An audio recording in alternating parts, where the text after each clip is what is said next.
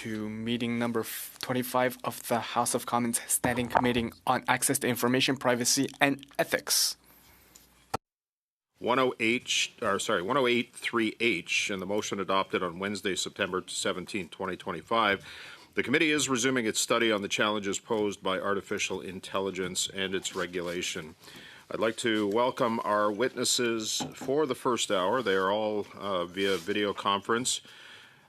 From the Future of Life Institute, Anthony Aguirre, who is the Executive Director. We've got Max Tegmark as well, who is a professor.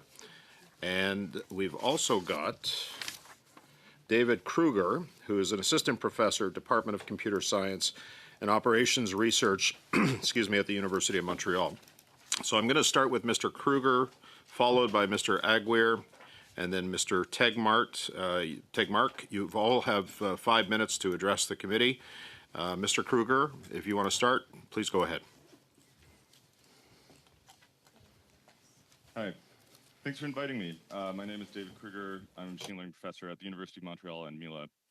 In 2012, I learned about deep learning from Jeff Hinton's online lectures, and I realized this new approach to AI might produce super intelligent AI within a few decades.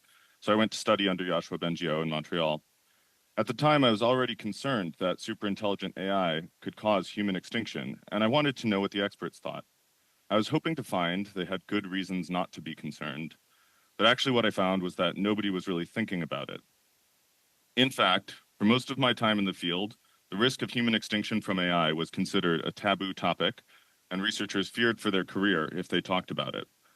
This, unfortunately, set back critical public conversations about how to handle this risk by years.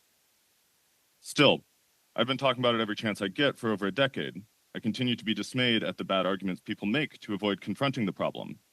On the other hand, over time, I've witnessed more and more researchers become increasingly concerned.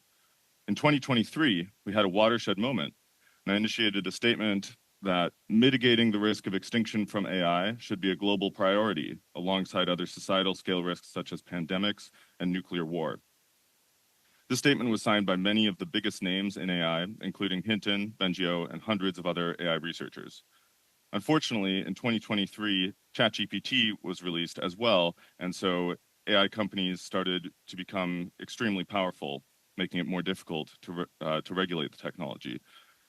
So the most important thing I want to stress today is that we're still in a position where the world is not yet taking the steps that are needed to mitigate the risk that AI will lead to human extinction.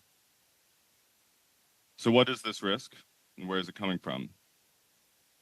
Well, AI companies are explicitly trying to build superintelligent AI systems. These are systems that would be much smarter than people across the board, that can autonomously do anything that humans can do, including robotics, and do it much better, cheaper, faster, etc. The basic goal is to render humans obsolete and take all of their jobs. But we don't know how to control superintelligent AI. In fact, we don't understand how existing systems work because they are grown, not built, using deep learning. Despite thousands of research papers over the past decade, this remains an unsolved research challenge, and we should not expect any amount of investment to solve this problem in the foreseeable future. We also don't know how to do safety testing for these kinds of AI systems. The kinds of tests we have can show that an AI system is dangerous. They cannot show that it is safe. We should also not expect any amount of investment to solve this problem in the foreseeable future. So instead of maintaining control or using rigorous safety practices, AI companies and researchers try to instill particular goals and values in AI systems so that the systems will do what the designers want. But we only know how to do this approximately. And even a small approximation error might lead a superintelligent AI to reallocate the resources we need to survive towards its own goals. So none of these approaches that you will often hear mentioned, interpretability, testing, or alignment, is technically adequate. We don't know how to build superintelligent AI safely. The plan is basically to roll the dice. Finally, if the companies building superintelligent AI do not immediately or quickly lose control of it, we should still expect the wholesale replacement of humans with AI throughout society. So this means not just near total unemployment, but also political power being handed over to AI systems that make decisions too quickly for humans to meaningfully participate in. Now, I want to say a little bit about timelines because I think we're in a state of acute crisis. If we don't do anything, I think we're about 5 years away from superintelligent AI. Many agree. So we need to course correct immediately and work to prevent the development of superintelligent AI. And we need to do this internationally, which will take time. We cannot afford to wait for more evidence that the risk is imminent. There's already ample evidence that the level of risk from this course we're on is unacceptable.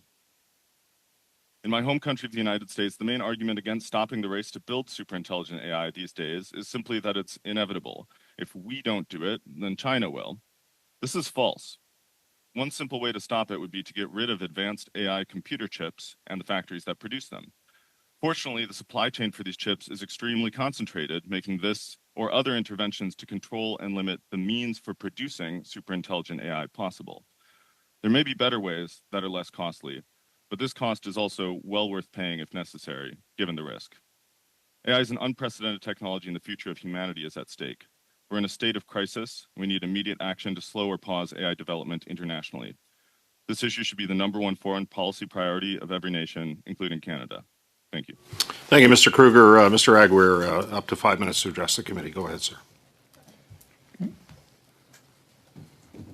Mr. Chair, members of the committee, my name is Anthony Geary. I'm a professor of physics and the CEO of the Future of Life Institute, an international nonprofit that seeks to steer transformative technology, especially advanced AI, in beneficial directions. When we founded the Future of Life Institute 10 years ago, the field of AI policy didn't exist.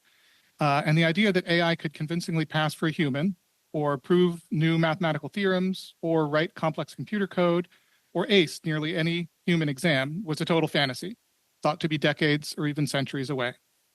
Today, AI can do all of these things, and progress is showing no signs of slowing down.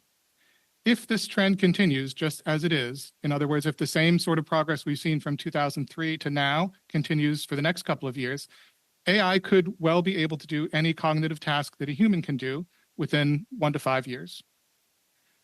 AI companies are aiming to create this artificial general intelligence specifically to replace rather than empower or aid human workers. That is the prize the companies are pursuing. That is what underlies the economics and the huge investment. This is not labor displacement like previous technologies, but wholesale drop-in replacement of tens of % of the labor force.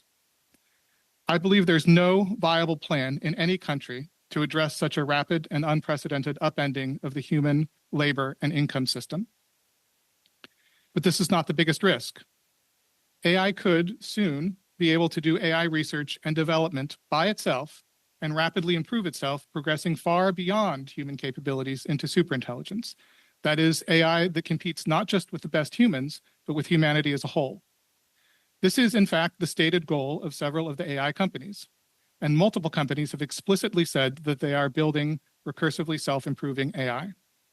I cannot emphasize how dangerous this is.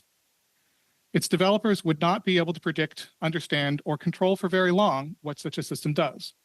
It would operate it with inhuman speed, scale, and sophistication toward goals that are fundamentally unknown to us.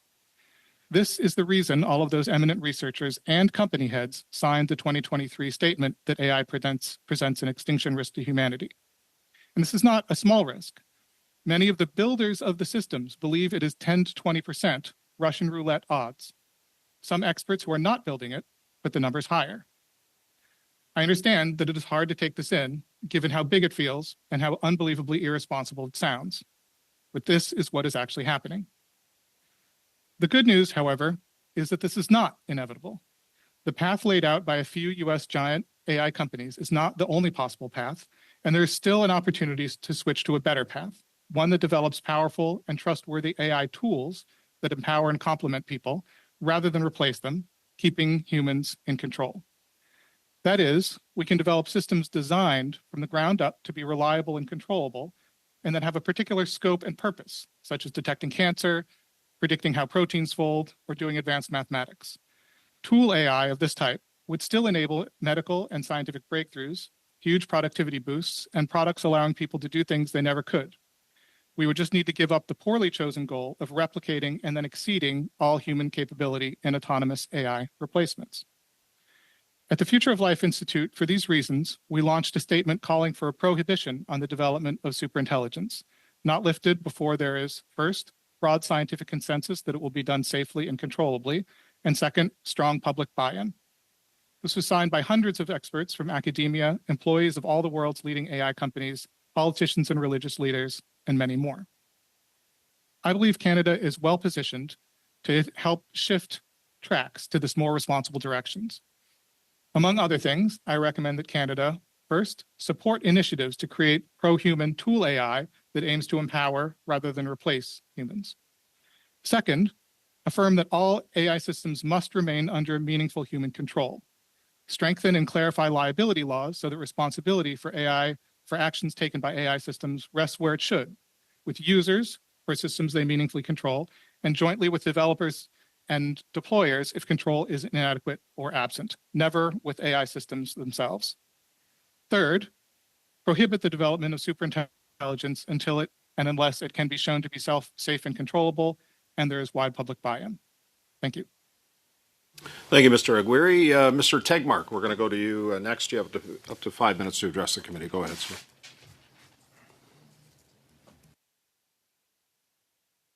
Microphone. Sorry, Mr. Tegmark. Got to turn your mic on. There you go. Thank you, Mr. Chair, members of the committee. Bonjour. I'm Max Tegmark, a professor at the Massachusetts Institute of Technology who's been doing AI research for many years. And I'm also the chair and a founder of the Future of Life Institute that Anthony mentioned, which is the oldest and largest AI watchdog in the world. Just the other week, I had the great honor to listen to your Prime Minister, Mark Carney, while I was in Davos. And I was very inspired by his speech. And I'm going to follow his lead here to both speak truth to power, like Professor Aguirre and Professor Kruger did, and in particular, just speak very honestly about the world as it is.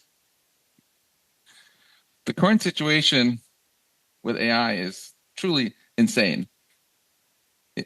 In the US and also in Canada right now, there is less regulation on AI than on sandwiches. That means that if I open a cafe in Montreal or Toronto or Ottawa, and the health inspector comes in and says, hey, you have 52 rats in your kitchen, I'm not going to allow you to sell any sandwich at this point. I could simply come back and say, well, don't worry, I'm actually not going to sell any sandwiches. I'm just going to sell an AI girlfriend for 12-year-olds. I know there have been some issues with child suicides and so on from chatbots, but I have a better feeling about mine. And the guy from the government would have to say, okay, fine, because it's legal. Or I could say, I'm not going to sell any sandwiches. I'm just going to release the superintelligence that you've heard about from Professor Kruger and Professor Aguirre, that companies are closer to figuring out how to build now than they are close to figuring out how to control them.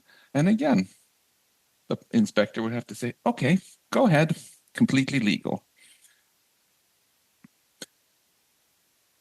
In fact, there is a gentleman in Canada who's organized a network where he's tracked down over 300 victims of chatbots that have caused suicide and among children, psychoses, and so on. And it's absolutely absurd that selling these sort of products with no pre-deployment testing is legal. Now, what can be done about this? Canada has two superpowers at the moment. You both have an unusually bold prime minister and leadership. You also happen to have some of the best AI research in the world in places like Montreal, Waterloo, and Toronto, and many other universities. So the first way to push back against this crazy stuff that's happening, manifested most recently in last week by Moltbook, where you have over 1 million AI agents autonomously writing messages to each other about how maybe they should get rid of humans and talk to each other without humans being able to see what they do, is to simply start treating AI companies like you would treat any other company in Canada, in any other industry, with binding safety standards. Before someone can roll out a new chatbot or AI companion for kids in Canada, they'll have to undergo some quick clinical trials to make sure that the benefits actually outweigh the harms. Just the way a pharma company would have to make sure that a new pill for kids doesn't increase suicidal ideation. What will happen if you do this is... Et si on fait cela, les compagnies américaines vont réagir. I can hear the translation in French here. The first thing that would happen is they will make a big squeal and say, oh, then we're going to have to completely leave Canada, just like OpenAI threatened to leave the European Union if the EU AI Act passes. Then you pass your law anyway, and they're going to stay in Canada, just like OpenAI is still in the European Union.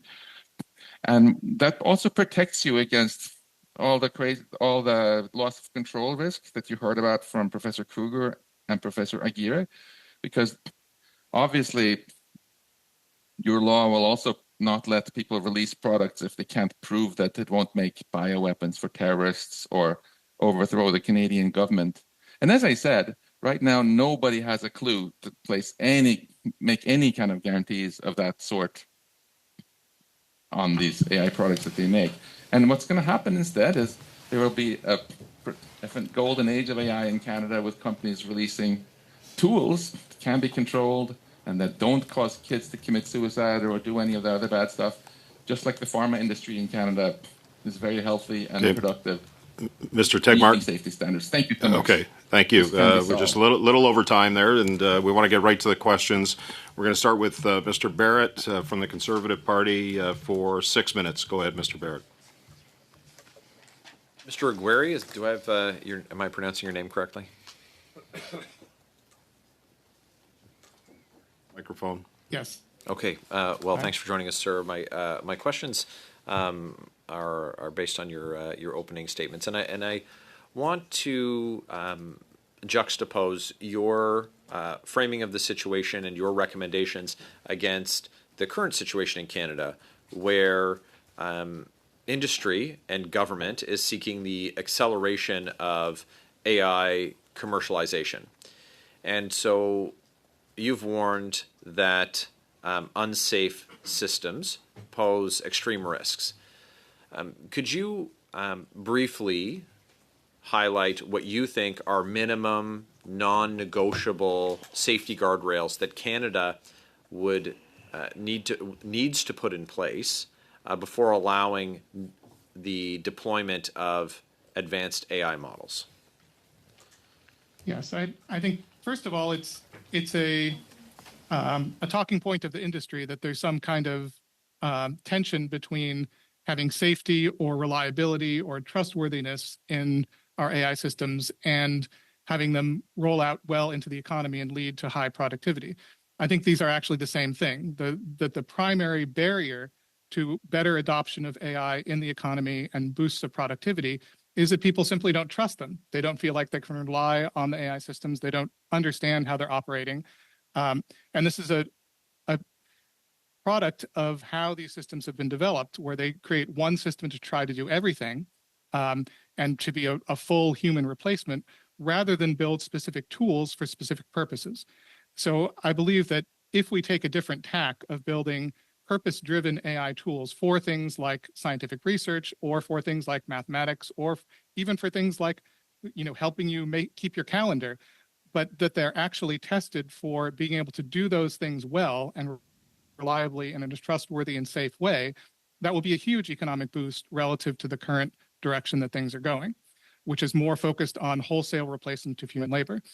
So I think the crucial thing is that there is an external evaluation system that can test by an independent agency or authority that an AI system is safe and reliable before it goes to market, just as Max was discussing.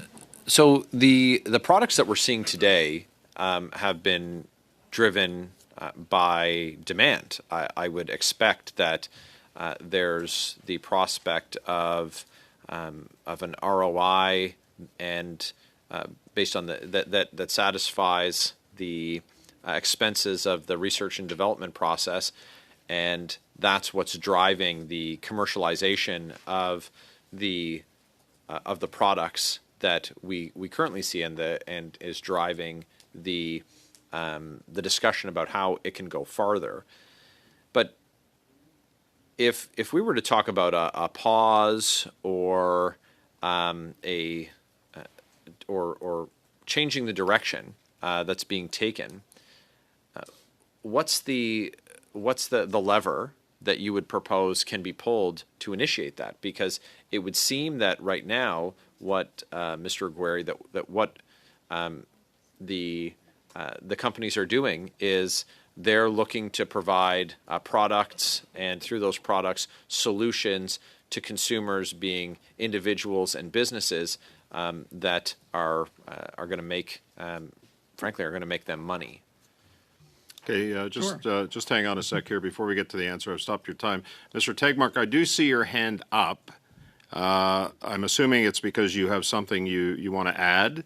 The questions are directed generally to the person by the member of the committee. So perhaps when it's your time to speak, you can answer in regards to the point you want to make, or somebody can ask you directly. But the question is to Mr. Aguirre from Mr. Barrett. Your time has started again. Yes. So the direction of AI products to actual consumer needs is exactly what I would like there to be, and exactly I think what there will be if we focus on tools that are actually built for people to help them. What we're seeing is a mixture of that in some cases with another dynamic, which is what is the same dynamic that drove the social media rollout, which is to try to capture as large as possible of a market share as quickly as possible. So, for example, I'm an educator. All three of us are. Overnight, it happened that you could not assign essays to students or even problem sets in physics or mathematics because suddenly there was an AI system that would simply do the students' homework for them. And the students feel like essentially they have to use AI to write their essays or do their problem sets because all of the other students are using those things. And so this is not something that was demanded by the educational system. This is something that was pushed into the educational system to the detriment of our students. Pardon the interruption. I have limited time, and I do appreciate you answering my question. But how would you propose the solution that you have, or the direction that you propose, comes to pass? Is it a question of enforceability? Is it a question of leadership in government? Is it a question? How do you envision that coming to pass? Because, like you said, they're looking to capture as much market share as they can, as fast as they can. I'm going to ask in 30 seconds or less, please. The same. Pharma companies also want to capture as much profit as they can, and they still have to prove that their products are safe and effective before they go to market. I think the same thing should be true of AI. Specify what your AI product is supposed to do and explain how it does that safely and reliably to an external authority, get it approved, and put it on market. And I think that will lead to much, much better AI products and much better adoption, as well as change the direction from all-purpose systems that are meant to replace people to useful tools that are meant to help them. Thank you. Thank you, Mr. Aguirre. Madame Lapointe de la Parti libéral pour 6 minutes. Commencez, sir. 6 minutes, Liberal Party. Hi, welcome.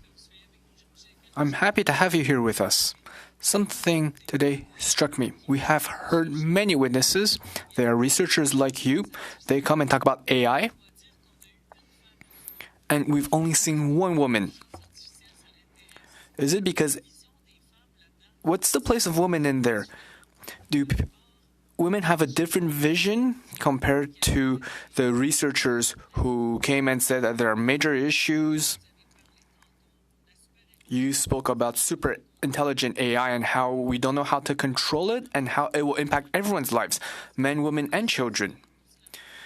Is there a different point of view compared to what you just detailed, so the risks and the dangers? I will start by asking Mr. Kruger, and then you can all answer afterwards.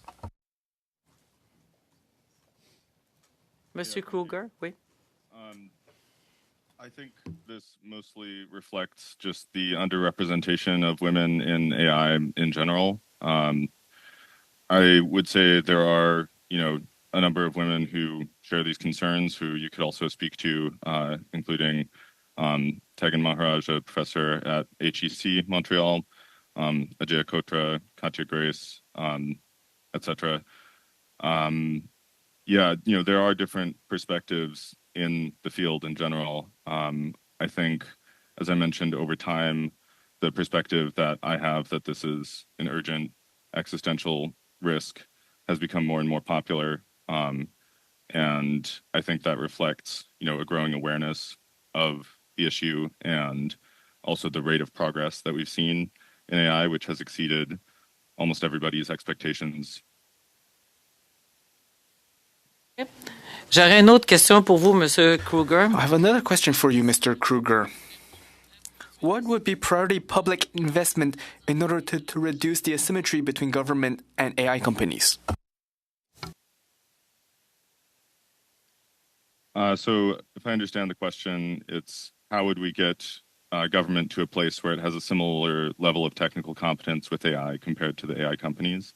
I think that's very difficult. I think probably the first step is to try and hold the companies accountable more and regulate them more seriously. So, one reason why I think they have so much more talent is because they're able to pay much higher salaries because they're, making they're getting lots of investment based on this premise that they will build AGI and superintelligence and then again take everybody's job and so make trillions of dollars off of that. So right now there's a huge imbalance in terms of the talent and that's not something that can easily be corrected, frankly. It would be a pretty lengthy process to fully address that. On the other hand, right now I think one of the main issues is a lack of transparency into AI companies. So there's very little, oversight in terms of what they're doing. It used to be the case, maybe 5 years ago that these companies would publish most of the research they did. And so there was sort of a shared understanding in the research community of how the most advanced systems work. And that also helps audit the systems for safety more effectively. This has stopped being the case. So companies really don't release very much information at all about their systems, and there's no independent oversight that is mandated. So, we need programs for independent experts to be able to, look at the details of the AI systems. And that includes not just evaluating or testing the model, it also includes having the necessary information about how the model was developed, what data was used, which is often copyrighted data. There's been a number of large-scale lawsuits about that. What training methods were used? Was it trained in a way that is known to cause addiction and dependency and other psychological issues? We know that this is, something that has happened repeatedly in the tech industry with social media and with AI. And also, how is the system being deployed? With what additional safeguards and guardrails? And what is the company doing to monitor how it's being used? So companies have a strong incentive to understand how their products are being used in order to make more money off of them. That's something that the government also needs to Merci. do. Je vais aussi poser une question à monsieur. Thank you. I have a question for Mr. Aguirre. I'm sorry, I only have 6 minutes. Mr. Aguirre, can we compare risk associated with AI, with advanced AI, with risks such as climate and nuclear? Sometimes we hear that. Is this a fundamentally different issue? In 45 seconds, please. Similarities and differences. I think nuclear weapons pose a particular risk, which is when they explode. And the analog to that is if we build superintelligence and lose control of it. But AI is posing significant risks right now and is doing significant harm right now because it is so underregulated and undergoes essentially no safety testing. So there, as Max mentioned, there's strong evidence that there are large effects on suicidal ideation and sort of media addiction in our young people. That is harm that is being done right now. and we clearly see the beginnings of effects on on labor with replacing humans with AI systems. That is the design, that is the goal to do at large scale. Okay. So I think we are going to see the risk of AI is replacing humans in roles that they should not be replaced in by a machine, as therapists, as companions, as romantic companions, as workers, etc. Thank you. And that scales all the way up to replacing humans as decision makers and even replacing humanity altogether in the longer term. So Thank I think you. Sorry, Mr. Aguirre, we're over time. It can be more diffuse. Okay, thank you, sir. Merci. Monsieur Thériault, Mr. Thériault from the block, you have 6 minutes. Thank you, Mr. Chair. Mr. Aguirre, Kruger, and Tegmar, thank you for your statements. They have taught me a lot. They show that there is no complacency and shows why we are a committee that focuses on ethics. Today, we are talking about the need to establish a scientific consensus. And at each session, we are getting closer to that consensus. Mr. Aguirre, starting with you. In your article called Keeping the Future Human, you talked about how computing power can be easily quantified and audited and accounted for with little ambiguity once the rules are created. Mr. Kruger, you are saying that high-tech AI is an immense project. I would like your opinions on the possible feasibility of a verification system. And Mr. Tegmark, maybe you can add to the answer as well afterwards. Please go ahead. Thank you. Happy to start.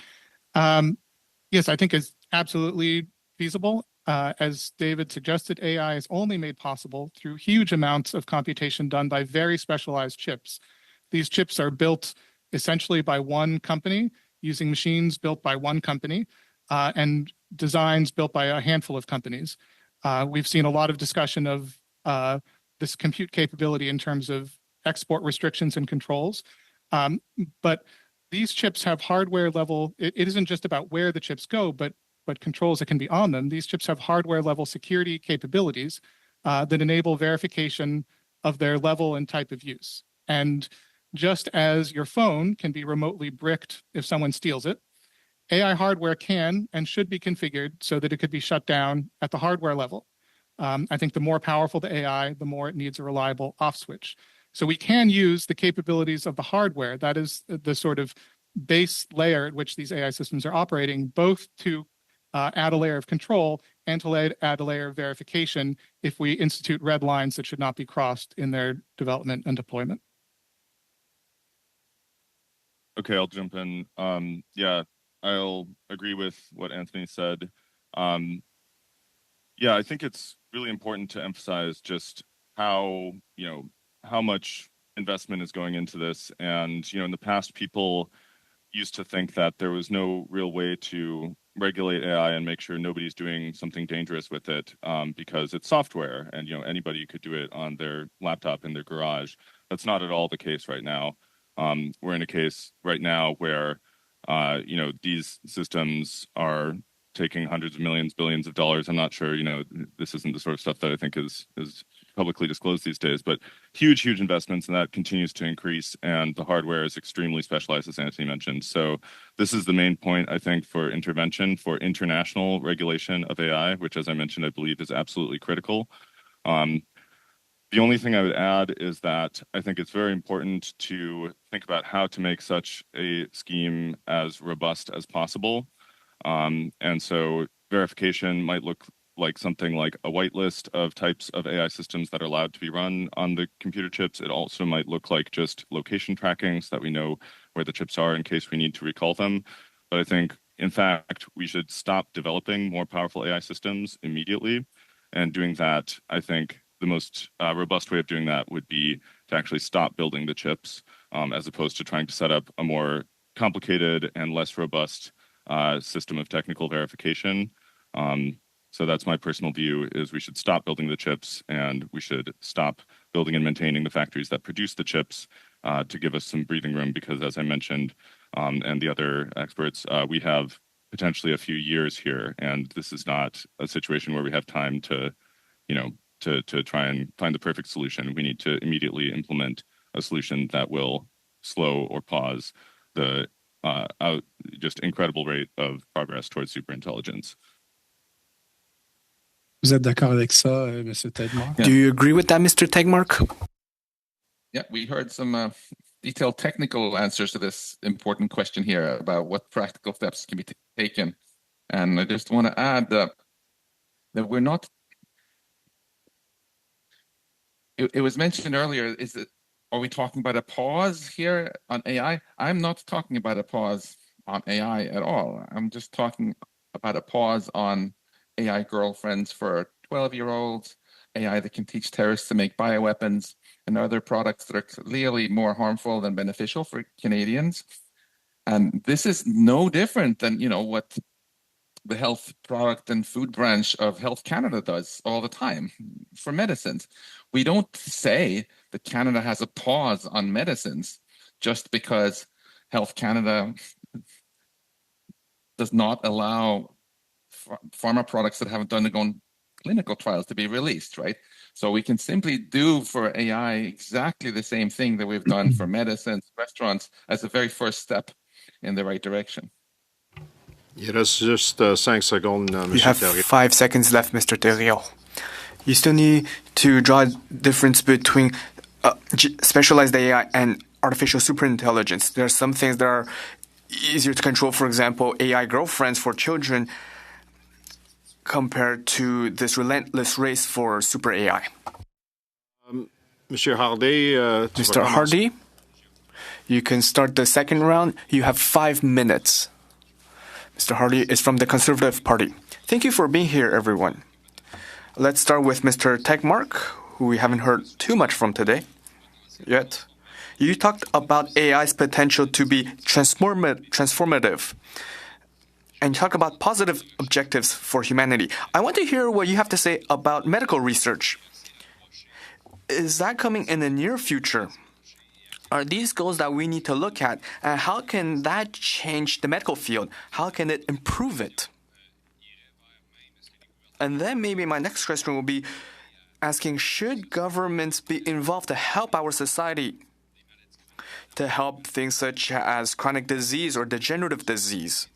So I want to hear what you have to say about AI and the medical field. Yeah, thank you. This is something very close to my heart. AI has enormous potential for improving medical treatments, curing cancer, and so on. And this is not in the future. It's in the past already. We've seen, even though all the AI companies talk a lot about curing cancer, there's actually one company only that has really made real progress here. That's Google DeepMind, released AlphaFold, got the Nobel Prize for it, which is really helping drug discovery. Cancer has already gone from killing maybe 80% of the people for some types to 20%. So we're sort of 80% of the way or there towards curing cancer. The key risk I worry about here is simply that we squander all these incredible benefits by letting AI-based pharma remain completely unregulated, which can cause a backlash. Many of you remember there was a product called thalidomide that was sold in Canada and in America to pregnant women with morning nausea. And because pharma was completely unregulated back then, this caused over 100,000 babies in North America to be born without arms or legs, which is in turn why the Food and Drug Administration was created. So yes, let companies innovate amazingly cure diseases with AI, but let's treat them the same way we treat pharma companies and just make sure they don't get to release products until they've been properly tested. Donc, en gros, ce que vous dites, c'est que l'intelligence So essentially, you're saying that AI can really help the planet solve many chronic diseases and heal many degenerative diseases. But the problem is not the speed of the progression, but rather You cannot just let companies that are only motivated by profit to put into market products that are not ready yet. However, I think that it can even help with ultra-specialized treatments. Do you also see that in your research? In the overall AI market, to have treatment that is even more specialized for each specific human instead of having this more general approach? Absolutely. There's huge potential in making customized treatments. You can sequence the patient's DNA, for example, for cancer, figuring out which particular mutations do they have in their cancer cells, develop a custom treatment just for them. Absolutely incredible opportunities there. And I'm a firm believer in innovation and in private sector innovation. The key to get this is to create the right incentives. So in pharma, in aviation and restaurants, even industry innovates to produce safe products where the harm outweighs the good, because those are the ones that they're allowed to sell, right? And if we can quickly create the correct incentives for the AI industry, then these companies that are currently doing, in my opinion, very reckless things will quickly focus on innovating a race to the top with safe products. It's not, I don't blame the companies. I blame simply the lack of providing the right incentives to them. Merci beaucoup. Ma dernière question va aller Thank pour... you very much. My final question will be directed towards Mr. Kruger. Earlier today, and it's the first time we heard it, we've been hearing about how private companies are aiming to even remove humans from the equation. So to reduce the number of people who are hired by companies who will adopt AI. Currently, are companies studying ROI? So big tech is saying, is big tech companies saying, okay, we did right to convert humans to AI or to use AI instead of humans? Or are they realizing that actually overseeing AI is just as costly as humans? I'm Monsieur Hardy. Je m'excuse, mais je vais commencer avec Madame Church. I'm sorry, but I will now move to Ms. Church for 5 minutes because I think the answer will take too long. Ms. Church, thank you, Mr. Chair. It's a great question. Probably back to Mr. Tegmark. You've spoken quite a bit about binding safety standards, and I appreciate the comparison to how we approach drug and pharmaceutical regulation. And I guess my question would be, so as parliamentarians, as lawmakers, where do you see us starting on this? It's one thing to look at some of the outcomes of uses of chatbots and AI, particularly where it crosses into child safety. I think that those are certainly some very key and obvious areas where we need to be looking at how to ensure safety. But how else do we, in some ways, capture the breadth of how AI works across so many different fields, touches many industries, touches many potentially problematic areas? How do we capture that in a regulatory model that would be effective for us to address some of the harms that you're raising?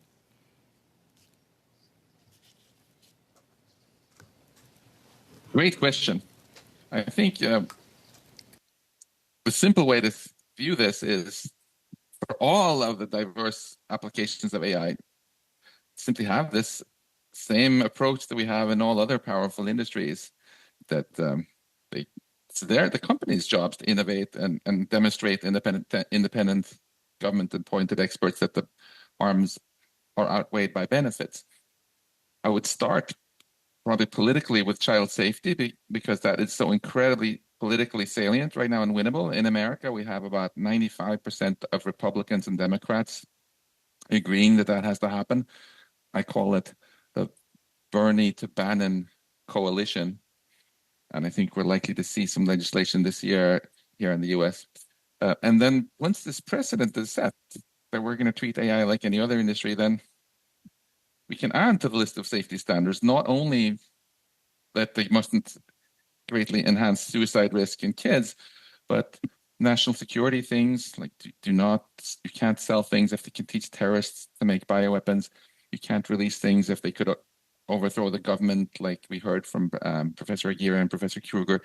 It flows naturally from this simple approach of just treating AI companies like other companies. And I want to just add one more thing, which is if this business about loss of control sounds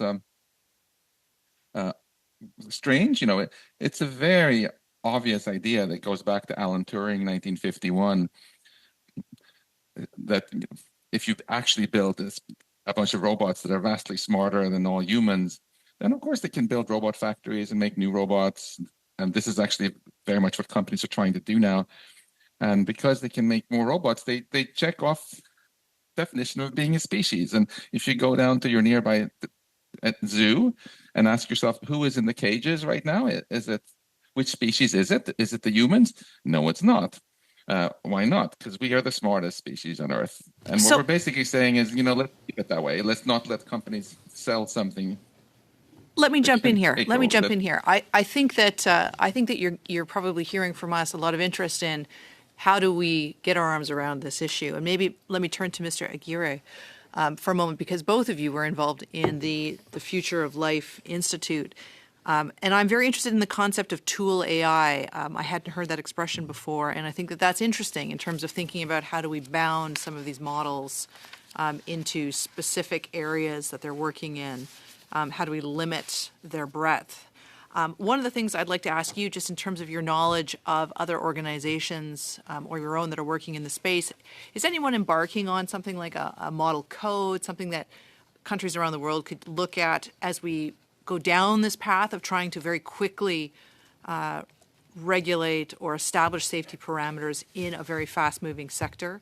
How are organizations like yours helping us, parliamentarians, legislatures around the globe, to move in a direction that captures how we should be approaching this issue? Yeah, it's a great question, and there's a sort of frustrating chicken and egg problem in that it's hard to build up the sort of governance capacity in terms of the evaluations and the sort of certifications and like the whole infrastructure that is needed to evaluate and test these models when there's no requirement to do so. Right? There's sort of no customer without some sort of regulation that's requiring those things. On the other hand, when you're thinking about regulations, it feels very daunting that there are all of these different use cases for these systems, and you have to think about how am I going to regulate all these things. So I think as Max has pointed out and you suggested, I think it's critical to identify some first steps to take. Maybe it's around child safety testing or just requirements that when you produce an AI system, along this sort of tool orientation, you say what it's for, and then you can start to assess whether that AI system is fit for that purpose. Yeah, thank you, sir. We were over time on that one. Mr. Thériault, je vais te donner 5. Mr. Thériault, I will give you 5 minutes for your questions. You may start. Thank you, Mr. Chair.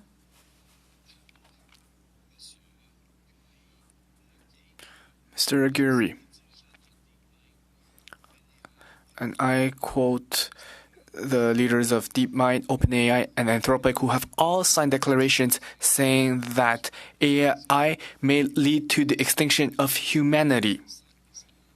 You said that this is unprecedented, as they are building these systems with commercial incentives that have basically no government oversight. What do you think about businesses that are putting warnings against their own products while continuing to develop them? I would also like to hear Mr. Kruger's answer as well. It's really pretty astonishing. I mean, we've never seen an industry that was both developing something and sort of publicly admitting how very dangerous that thing is. And I think this is a product of where, how the industry has peculiarly developed and in particular, race condition that these companies find themselves in. Just a couple of weeks ago in Davos, we heard from 2 of the heads of AI companies that they would like to slow down. They feel worried about what they're doing, but they feel that they can't because they're in a race, and if they hit the gas, everyone else is going to keep their foot on the accelerator, and they'll lose out. So all of these companies feel that they have to build this thing because somebody is going to do it, and they feel like if somebody's going to do it, well, it might as well be us. And this is a crazy situation for us to be in, just like the classic arms race that ended up with 70,000 nuclear warheads that nobody felt like it was such overkill. That's where we ended up because there was an arms race. And we're in a similar situation here where it takes an outside actor, and it really has to be the government, to call a quit to the race. They're not going to be able to do it by themselves, even if they want to. Yeah, so I agree with this. I think what's happening here, it's been used to push this narrative that this is some sort of corporate, PR stunt or something, the idea of human extinction. This is demonstrably false, as somebody who has been in this field for much longer than these companies have even existed in the case of Anthropic or OpenAI. These concerns go back decades. And so, there was it's commendable that the CEOs have acknowledged these risks. At the same time, maybe sometimes they exaggerate things, but I think that in order to, hype up their product or something, but I think that's basically not what's going on. I think what's going on is that they are desperate because they see that they are a few years away from building something that they are scared of. And, they want something to step in and defuse the race if possible. However, they don't believe that that's possible generally, and I think that's the mistake. I think we need to understand that that is possible. That's why I mention the computer chips as a key point of intervention. If these companies and nobody globally can get access to these giant piles of chips and the energy to build these data centers, then we won't see this race continuing at anything like the current pace. I will also add that I think, why are they doing this? Ultimately, I think there's this element of if we don't do it, somebody else will. There's the desire to make tons of money. I think for some people, they also want to usher in this new species that Max was talking about. They want to see humanity replaced by AI, what they view as sort of the natural next step in evolution. There are many public comments to this effect from various people within the industry. So this is an incredibly antisocial attitude. Sorry. I want to take the conversation, somewhere else, to draw a conclusion. Mr. Aguirre, you said that there needs to be cooperation between the USA, China, and other countries. And they can create this strong oversight system to ensure that all sides respect this. You talked about a fund for the creation of superintelligence or something like that, right? But what can we, as a committee, do?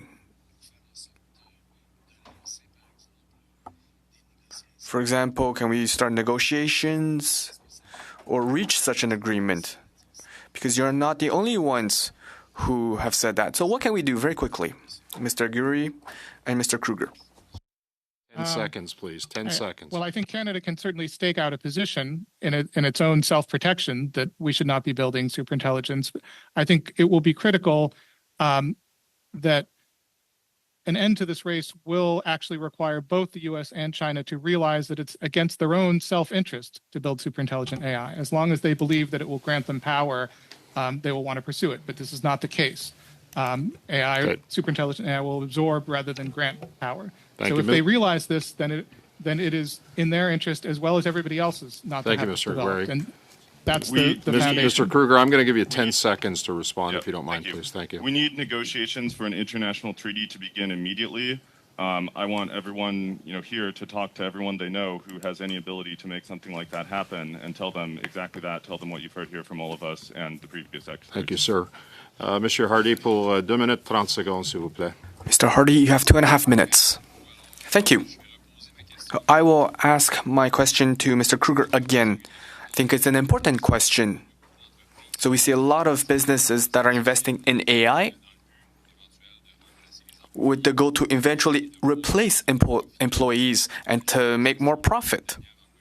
Last week I raised this question at committee and it led to great answers. So do you see these big tech companies that are investing in AI? How are they measuring their ROI? do they really see good return on investment? Or is the cost of managing AI to make sure that the work is done properly, is it more expensive than having a well-trained employee? There's going to be cases where it's more expensive or less expensive at present. And one important thing to recognize is that AI doesn't have to do the job better if it can do it much cheaper. So we might see replacement of competent humans with less competent AI at scale because it's just cheaper, which I think would be a bad outcome. On the other hand, I think we have to think about where this is all headed because it's going there very fast in a few years. So I think within a few years, we will see AI that is extremely competitive replacement for most human labor.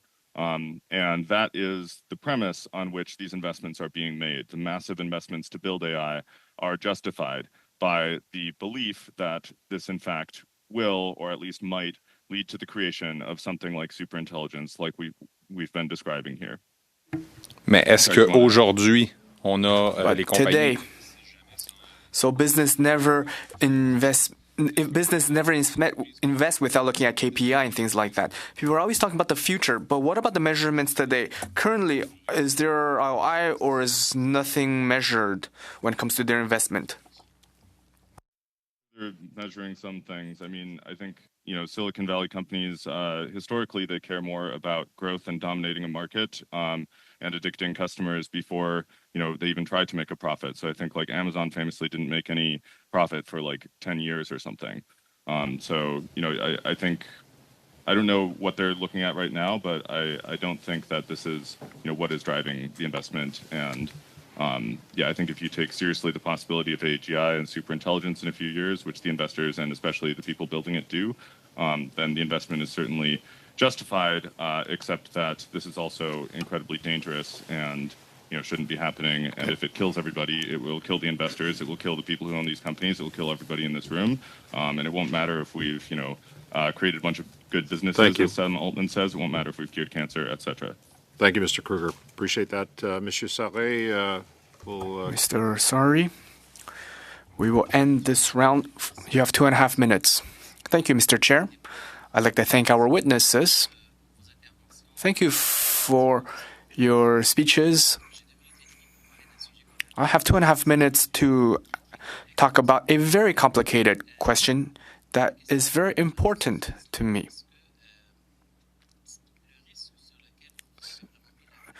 You talked about risks, and we all agreed that there are a lot of risks. So now the question is how to intervene. In what field? We're not talking about Gen AI necessarily, but we're also not necessarily talking about superintelligence or agentic AI. One thing that worries me a lot is the fact that there is the concentration of cognitive power in the hands of AI. Why does that worry me? Because that's how that directs overall learning and universal connectivity. So how can we talk about human control or government control, real control, when AI systems learn and evolve? And they make decisions at a pace that is faster than our ability to understand or challenge it. Anybody? Mr. Tegmark, can I start with you? Yeah, what you're so eloquently describing there is digital gain of function research, also known as recursive self-improvement, where AI makes better AI, which makes better AI. Again, it's easy to deal with. We've already dealt with it in biology here in America. We've banned gain of function research, and there's very strong opposition to it now after the possibility that this might have caused the COVID pandemic. So we should similarly ban digital gain of function research. It's a no-brainer. Yet right now, a number of companies in America are explicitly doubling down on this kind of digital gain of function research because they're unregulated. Okay, thank you, Mr. Tegmark. Does anybody have, Mr. Kruger, Mr. Aguirre, do you have anything to add in like 15 or 20 seconds or less to that question?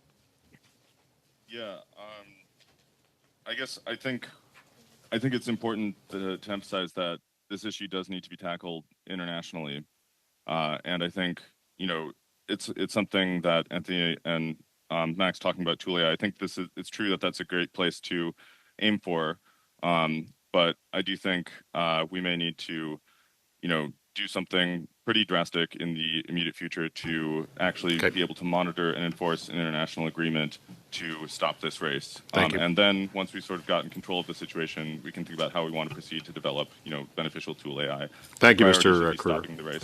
Thank you. I'm going to have to cut it off there. We're at the end of the hour. I want to thank all three of you for participating in this discussion, and on behalf of the committee, say thank you. We are going to suspend for a couple of minutes while we change over to our second hour panel with the Privacy Commissioner. The meeting is suspended.